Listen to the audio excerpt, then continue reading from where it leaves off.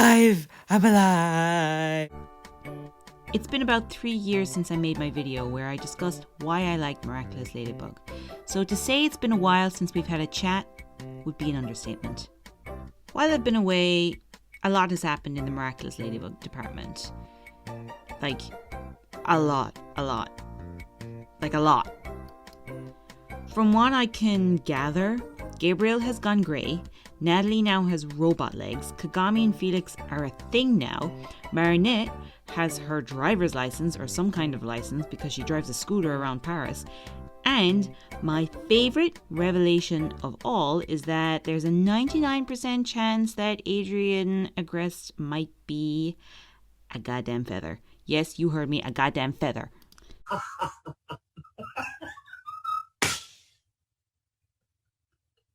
Hey, what's going on? One of the reasons I've kind of backed away from Miraculous would be probably because of that final theory. Like, I don't know where they're going with that. It makes me want to kill something. So while all of that is going on in the main Miraculous universe, Jeremy Zag has decided to jump off that burning ship and build his own ship. Miraculous Ladybug and Cat Noir, the movie. Yep, that's what we're going to be talking about here today. Before we start anything, I need to make it known that he announced this movie back in 2018. That was 5 years ago. Five years ago. I was 17 when this was announced. I was a child. I was still in school. I'm a 22-year-old college student now. What the After quite literally years of setbacks and pushbacks on dates, and it's coming out this Christmas, it's coming out this summer, we eventually got it. It came out in July, in theaters, everywhere. Oh, no, sorry, no, not everywhere, no, sorry, big asterisks. Mainland Europe and America. Huh? What about the rest of the world, people? I waited 5 years for this movie and I couldn't even go see it in the cinema. I had to watch it on Netflix. What's the fun in that? There's no fun in that. There's no cinematic experience. This was my Barbie. This was my Oppenheimer. This was my Oppen Barbie. What Barbenheimer. Nailed it. I will say, I did attempt to get tickets for the French premiere because that seemed like the coolest experience that anyone could ever have. But unfortunately, the dates just did not suit me. I was on hospital placement. For those who don't know, I'm doing a nursing course. So I was on hospital placement and it just didn't suit. Anywho's, you're all probably extremely interested on what my actual opinion of the movie was. And I can confidently tell you it was a big meh. Meh. It was fine. I don't know. Just let me explain myself. Hold on. Okay, animation-wise, gorgeous, stunning. Could not have asked for anything better. The whole thing was just such a pleasant thing to look at. It was colorful. It was vibrant. Spot on with the animation. I have no qualms with it. Character design, Marinette, Ladybug, their outfits. There's nothing to say on that because it's the exact same outfit she wears in the show. So, I have my reserves on the Ladybug outfit. I think there could be more done with it, but it's fine. It works. I can't complain on that. Adrian, on the other hand, I had a big problem with. I think he looked way too young. I think they were going for about 14, 15. He did not look 14, 15. He looked about 7. I don't know, was it the eye shape or the softness of his face in the sense that he had no hard lines. He was very soft. I couldn't get behind it. There was an improvement with Cat Noir. He looked better as Cat Noir. I just felt that his show counterpart was he looks 16 in the show. He did not look 16 in the movie. They easily could have made him taller, broader. They could have put a bit of muscle on him. They could have just made him less, I don't know, preschoolery. I don't know. Like, he just looked so small and tiny and baby. Like, I know Adrian is baby, but like baby. However, from watching the show, I have realized that Marinette does have a type, and it's skinny and scrawny. Skinny and scrawny. So, you know, I can't fight her on that. You know, my crush is Timothée Chalamet, and like, he's skinny and scrawny, so I can say nothing in this battle. You know, there's a type. Onto the story aspect of things. I mean, the story was basic, nothing new, nothing magical or special there. It's, you know, girl gets powers, girl does not want powers. Girl has to choose between powers and normal life. Girl picks normal life. She realizes she picked wrong. Uses the powers that she doesn't want. Saves the day and realizes that she's going to use the powers for good. That kind of story mechanism, that's used quite commonly in story writing. I mean, I have nothing against it. It's a very good, safe plot, but it is very repetitive and it's very predictable. But I guess I have to remember that this is for children. So, you know, if 6-year-old Ella had seen this, her mind would have been blown. So, you know, I have to remember that they gauge this towards a younger audience, which once again I have another issue with, because they should have given this to the older age group and just a little bit more mature, just a little bit of a love letter to the older fans who have supported this the whole way through. Okay, so overall, I did enjoy the movie. I need to make that very known. I did enjoy it. It was a good movie. My favorite scene was the Notre Dame scene where they first meet. I think that whole scene was gorgeous, first of all, but it also set up the dynamic between the two of them. And, you know, it was goofy enough that it was funny, but it also was just aesthetically beautiful as well.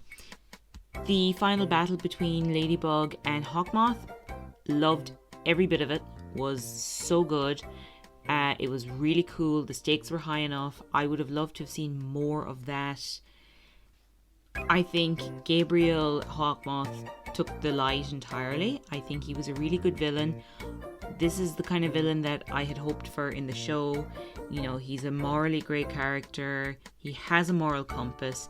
He's just a little bit lost in his grief, and he's kind of getting a bit muddled on where that line of, you know, doing what's right for his family and, you know, hurting his family.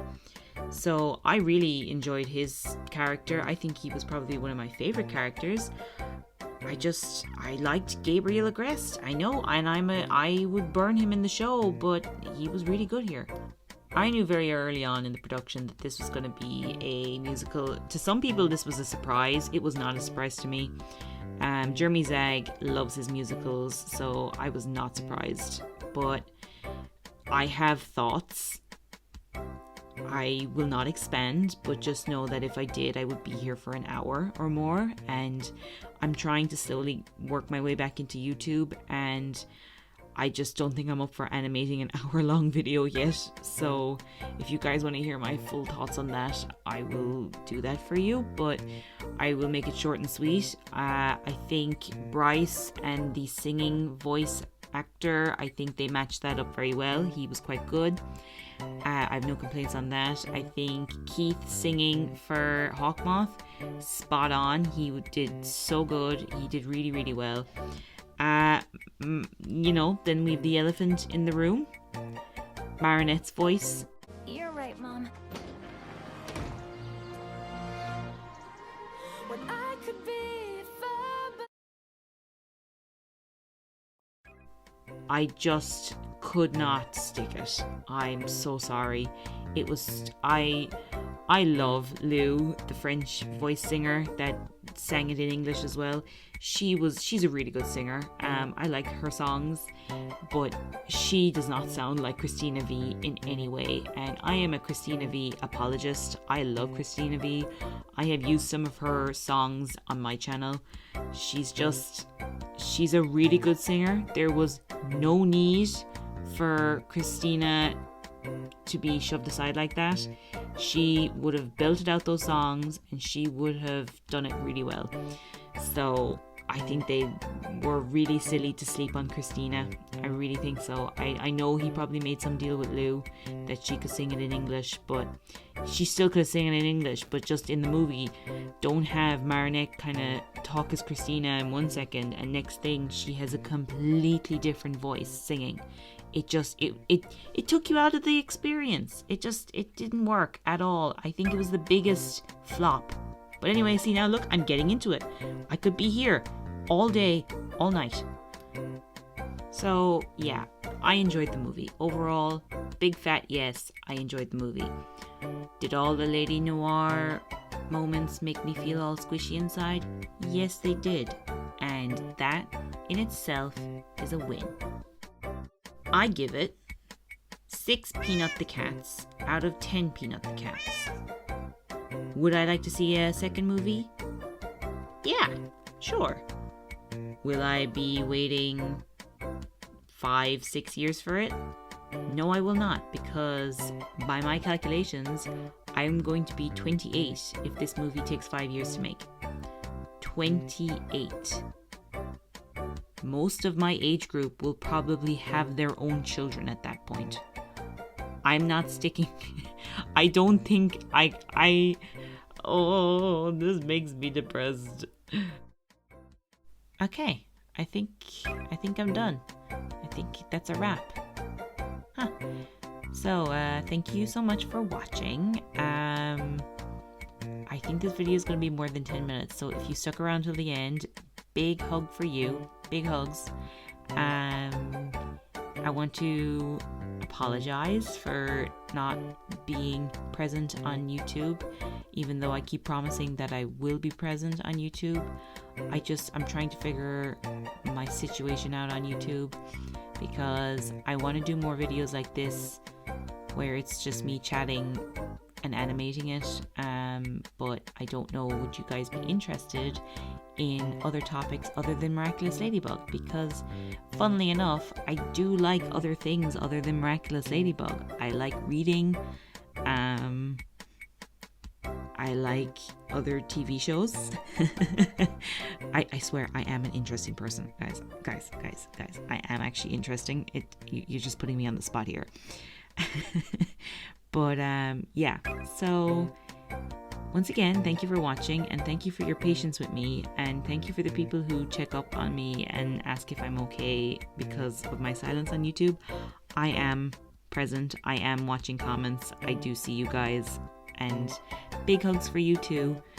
Yeah, so if you have any ideas of what you'd like to see from me, please let me know. Okay, I'm gonna go now because this video is going to be really long and I'm very aware of that. Okay, bye!